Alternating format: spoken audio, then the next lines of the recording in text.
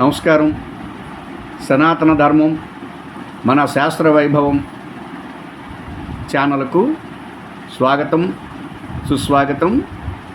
నేను మీ దైవజ్ఞ కింతాడ యోగానందాచార్య సిద్ధాంతి, శ్రీ సత్యనారాయణ జ్యోతిష్యాలయం, నరసన్నపేట. ఈరోజు మనం మన ఛానల్లో సనాతన ధర్మం మన శాస్త్ర వైభవం ఈ ఛానల్లో ఈరోజు మనం చెప్పుకునేటటువంటి ముఖ్యమైనటువంటి అంశం ఏమిటి అంటే ఎదురు చుక్క దోషం, చొక్కెదురు దోషం. ఈ రెండు ఒకటేనండి. ఎదురు చుక్కన్నా చొక్కెదురన్నా ఒకటే, వేరేం కాదు. అయితే ఈ చొక్కెదురు దోషం లేదా ఈ ఎదురు చుక్క దోషం అనేటటువంటిది ఉత్తరాంధ్ర జిల్లాలైనటువంటి శ్రీకాకుళం జిల్లా, పార్వతీపురం జిల్లా, విజయనగరం జిల్లా, విశాఖపట్నం జిల్లా, తూర్పుగోదావరి ప్రాంతంలో కొంతవరకు, ఒరిస్సాలో కొన్ని జిల్లాల వాళ్ళు ఈ చొక్కెదురు దోషం అనేటటువంటిది తప్పనిసరిగా పాటిస్తారండి. ఎదురు చుక్క దోషం లేదా చొక్కెదురు దోషం. ఈ ఎదురు చుక్క లేదా చొక్కెదురు దోషంకి సంబంధించినటువంటిది చొక్కెదురు పోకూడదు అనేటటువంటిది శాస్త్రవచనం అన్నమాట. శుక్రుడినే అంటే శుక్ర నక్షత్రాన్నే మనం ఎదురు చుక్క అంటాం అన్నమాట. వాస్తవంగా చూసినట్టయితే ఈ శుక్రుడు కొన్నాళ్ళు తూర్పులోను మరికొన్నాళ్ళు పడమరలోను ఇలా గమనం చేస్తుంటాడనమాట. అయితే ప్రధానంగా చూసుకుంటే పంచాంగాన్ని బట్టి ఈ చుక్క ఏ దిక్కునుందో మనం తెలుసుకొని దాని ప్రకారంగా మనం ఈ ఎదురు చుక్క దోషాన్ని పాటించడం, ఆచరించుకోవచ్చు అన్నమాట. ప్రధానంగా చూసుకుంటే ఇప్పుడు మనకి అందుబాటులో ఉండేటటువంటి పంచాంగం ప్రకారంగా చూసుకొని చుక్క ఏ దిక్కునుందో తెలుసుకుంటే దాని ప్రకారంగా మనం మంచి చెడ్డలు అనేటటువంటివి పాటించవచ్చండి. అయితే చుక్క తూర్పులో ఉన్నప్పుడు, చుక్క అనేటటువంటిది అంటే శుక్రుడు తూర్పులో ఉన్నప్పుడు తూర్పుకి, ఈశాన్యంకి, ఉత్తరకి, వాయువ్యానికి ఈ 4 దిశలకి కూడాను ప్రయాణం చేయకూడదండి. ఎవరు ప్రయాణం చేయకూడదు? ఈ చొక్కెదురు దోషం ఎవరికి అంటే ముఖ్యంగా 5వ మాసం ప్రారంభం, 4 మాసాలు పూర్తయి 5వ మాసం ప్రారంభమైనటువంటి గర్భిణీ స్త్రీకి, అర్థమైందే, 5వ మాసం 4 మాసాలు పూర్తయిన తర్వాత 5వ మాసం ప్రారంభం నుంచి గర్భిణీ స్త్రీ ఈ చుక్క ఎదురుగుండి, చుక్క ఏ దిశలో ఉంటుందో ఆ దిశకు ఎదురుగా వెళ్ళకూడదండి. ఇది గర్భిణీ స్త్రీకి. ఇకపోతే శిశు సహిత బాలింత, సంవత్సరం లోపు ఉండేటటువంటి శిశువుతో కూడినటువంటి బాలింతకి, అంటే ప్రసవమైనటువంటి స్త్రీ సంవత్సరం లోపు శిశువుతో ఉంటే వీళ్ళిద్దరికీ కూడాను ఈ దోషం ఉంటుందండి. అర్థమైందే? ప్రధానంగా బాలింతరాలకి, బిడ్డకి, సంవత్సరం లోపు బిడ్డకి, 5వ మాసం ప్రారంభం నుంచి ఉండేటటువంటి గర్భిణీ స్త్రీకి.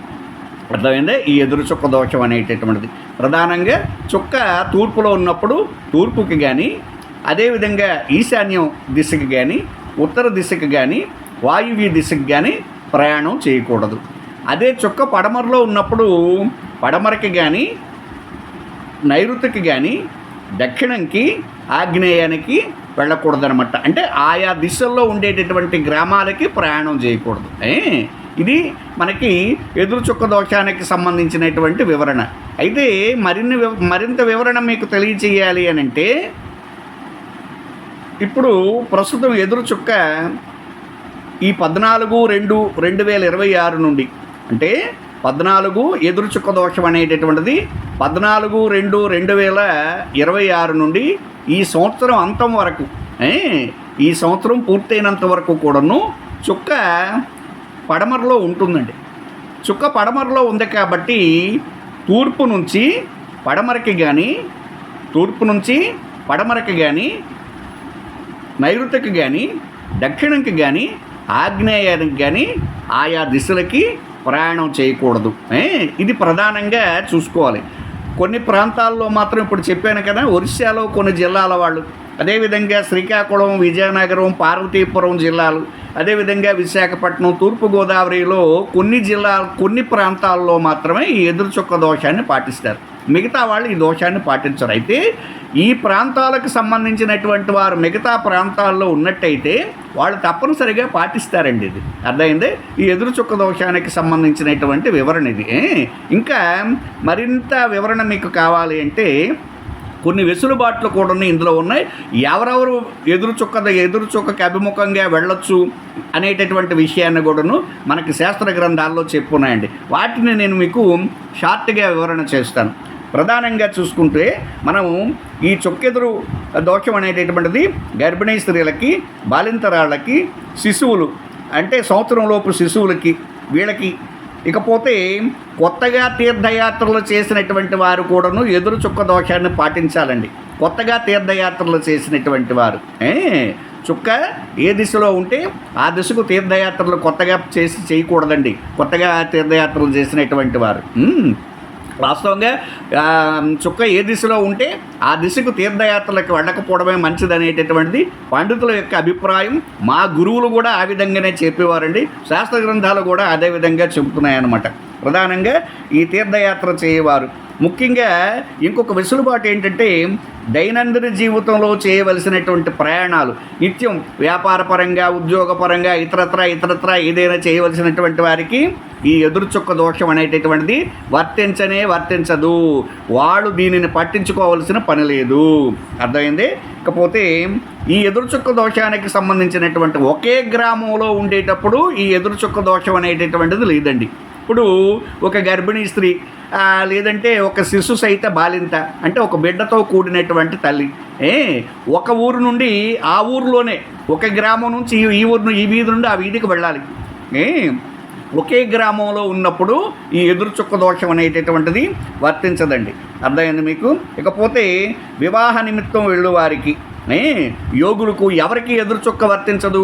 వివాహ నిమిత్తం వెళ్ళు వారికి అంటే వివాహ ప్రయత్నాలు చేసేటటువంటి వారికి, సంబంధ ప్రయత్నాలు చేసేటటువంటి వారికి, అదేవిధంగా యోగులు, జ్ఞానులు, రోగార్తులు అంటే వైద్యం కోసం దూర ప్రాంతాలకు వెళ్ళవలసినటువంటి వారు, ఆకలి కలిగి అనార్తులై వెళ్ళువారు అంటే ఉండేటటువంటి స్థానంలో బ్రతుకు తెరువు లేక వేరే ప్రాంతాలకు వెళ్ళేటటువంటి సందర్భంలో ఎదురుచొక్క దోషాన్ని పాటించవలసిన పని లేదు అని శాస్త్రం నిక్కచ్చిగా కరకండిగా చెప్పిందండి. ఇకపోతే యాచకులకి దేశోపద్రవములు సంభవించినప్పుడు, దేశోపద్రవాలంటే పెద్ద పెద్ద తుఫానులు, మరి భూకంపాలు, ఈ రకమైనటువంటి పరిస్థితులు, దేశోపద్రవాలు, యుద్ధాలు, ఇటువంటి సందర్భంలో ఉండేటప్పుడు ఎదురుచొక్క దోషం అనేటటువంటిది పాటించవలసిన పని లేదు అని శాస్త్రం చెప్తుందండి. ఇకపోతే రాజపీడితులు, రాజుల వల్ల, నాయకుల వల్ల, అధికారుల వల్ల ఏ రకమైనటువంటి భయం ఉన్నప్పటికీ కూడా ఏదైనా భయం ఉన్నట్టయితే ఈ ఎదురుచొక్క దోషం పాటించవలసిన పని లేదు. వాళ్ళు ఎక్కడికైనా వెళ్ళిపోవచ్చు. శత్రు పరాజితులై ప్రాణభీతితో వెళ్ళేటటువంటి వారు, శత్రువు బలవంతుడైనటువంటి శత్రువుతో ఓడిపోయి వాడి వల్ల ఏదైనా హాని జరుగుద్ది అంటే ఈ ఎదురు చొక్క ఉంది, ఆ ఎదురు చొక్కకు వెళితే దోషం వస్తుంది అనేటటువంటిది పాటించవలసిన పని లేదండి. కాబట్టి ఈ అభిముఖ శుక్ర దోషం అనేటటువంటిది ఉండదని క్లియర్గా శాస్త్రం చెప్తుంది. అయితే ఇప్పుడు ఈ 14/2/2026 నుంచి మన ఫిబ్రవరి 14వ తేదీ నుంచి చుక్క పడమరలో ఉందండి. కాబట్టి తూర్పు నుంచి, ఈశాన్యం నుంచి, ఉత్తరం నుంచి, వాయువ్యం నుంచి ఈ పడమరకి కానీ, ఆగ్నేయానికి కానీ, దక్షిణకి కానీ, నైరుతికి కానీ, పశ్చిమ దిశ, నైరుతి దిశ, దక్షిణ దిశ, ఆగ్నేయ దిశ, ఈ 4 దిశలకి ఈ గర్భిణీ స్త్రీ 5వ మాసం ప్రారంభమైన నుంచి ఉండేటటువంటి గర్భిణీ స్త్రీ, అదేవిధంగా ఈ శిశు సహిత బాలింత వీళ్ళు ఆ ప్రయాణం చేయకూడదండి. ప్రధానంగా ఇది చూసుకోవాలన్నమాట. అందుకు చుక్క దెబ్బ, చెక్క దెబ్బ అంటారు. కొన్ని సందర్భాల్లో మనకు కొన్ని నానుడులు కూడా ఉన్నాయి. పలానా వాళ్ళకి చుక్క ఎదురైంది, ఏదో కోర్టు కేసులోనో లేకపోతే మరొకటో ఎదురు చుక్క ఎదురైంది అని ఒక నానుడు ఉంటుందన్నమాట. ఎదురు చుక్క దోషం అనేటటువంటిది చాలా ఇబ్బందికరమైనటువంటిది. కాబట్టి ఆయా ప్రాంతాల్లో పాటించినటువంటి వారు తప్పనిసరిగా పాటించండి. ముఖ్యంగా ఈ ఎదురు చుక్కకి సంబంధించినటువంటి విషయానికి వస్తే కొన్ని గోత్రాల వారికి ఈ ఎదురు చుక్క దోషం లేదు అని ధర్మసింధు, నిర్ణయ సింధు వంటి గ్రంథాలు చాలా క్లియర్గా చెప్పాయండి. ధర్మసింధు, నిర్ణయ సింధు అంటే ఈ 2 గ్రంథాలు ధర్మశాస్త్ర గ్రంథాలు. మనం ఏం చేయాలి, ఏం చేయకూడదు, ఎప్పుడు ఏ విధంగా చేయాలనేటటువంటి విశేషాలన్నీ కూడా అందులో ఉంటాయి. ఏది ఆచరించాలి, ఏది ఆచరించకూడదు, ఏ విధంగా ఆచరించాలనేటటువంటి సమస్తమైనటువంటి విశేషాలన్నీ కూడా ఈ ధర్మసింధు, నిర్ణయ సింధు వంటి ధర్మశాస్త్ర గ్రంథాల్లో ఉన్నాయండి. అటువంటి ధర్మసింధు, నిర్ణయ సింధు వంటి గ్రంథాల్లో మనకి ఇంకా ఇప్పుడు నేను చెప్పేటటువంటి వారే కాకుండా భరద్వాజ గోత్రం వాళ్ళు, అత్రి గోత్రం వాళ్ళు, అంగీరస గోత్రం, కశ్యప గోత్రం, భృగు గోత్రం, వశిష్ఠ గోత్రం, గర్గ గోత్రం, గౌతమ ఈ ఋషి గోత్రాలు గల వారికి ఎదురు చుక్క దోషం లేదు. ఈ దోషాల వారు ఎదురు చుక్క దోషం పాటించవలసిన పని లేదు అని చెబుతూ వివాహమైన 16 రోజుల్లోపు భర్తతో సహా వధువు తన భర్త గృహం ప్రవేశించడానికి కూడాను ఈ దోషం లేదు అని చెప్పిందనమాట. ఇకపోతే ఇంకొక ముఖ్యమైనటువంటి విషయం అండి, తండ్రి గృహమందే అంటే తండ్రి సొంత గృహమందు, తండ్రి గృహమందు రజస్వల అయినటువంటి ప్రథమ రజస్వల అయినటువంటి కన్యకు ఈ ఎదురు చుక్క దోషం లేదు అని క్లియర్గా మనకి ఈ శాస్త్ర గ్రంథాలన్నీ కూడాను చాలా క్లియర్గా చెప్పాయండి. కాబట్టి ఈ ఫిబ్రవరి 14వ తేదీ నుండి ఈ సంవత్సరం పూర్తయినంత వరకు కూడాను చుక్క పడమరలో ఉంటుంది. కాబట్టి ఈ ఎదురు చుక్క దోషానికి సంబంధించినటువంటి వారు పాలన అంటే పట్టింపు ఉండేటటువంటి వారు వీలైనంత మట్టుగా ఈ ఎండింగ్ వరకు కూడాను ఆ పడమరకు కానీ, నైరుతికి కానీ, దక్షిణకి కానీ, ఆగ్నేయానికి కానీ వెళ్ళకూడదండి. మీరు ఏ దిశకి వెళతారో గమ్యస్థానమే లెక్కండి, గమ్యస్థానమే లెక్క. మీరు ప్రయాణించబోయేటటువంటి ఊరు నుంచి వెళ్ళేటటువంటి ఊరు మీ ఊరికి ఏ దిశలో ఉందో చూసుకోండి. ఏ దిశ ఉందో ఆ దిశే లెక్క అనమాట. గమ్యస్థానమే లెక్క తప్పితే ఇంక వేరేం లేదండి. ఓకేనండి, ఇది మన ఛానల్కి సంబంధించినటువంటి దీనిలో ఈ ఎదురు చుక్క దోషానికి సంబంధించినటువంటి పూర్తి వివరణ అనేటటువంటిది మీకు తెలియచేశాను. ఈ ఎదురు చుక్క దోషం పాటించినటువంటి వారు ఈ వీడియో చూడండి, చూసి మీకు సంబంధించినటువంటి డౌట్స్ ఉంటే క్లారిఫై చేసుకోండి. ఓకే అండి, నమస్కారం, స్వస్తి.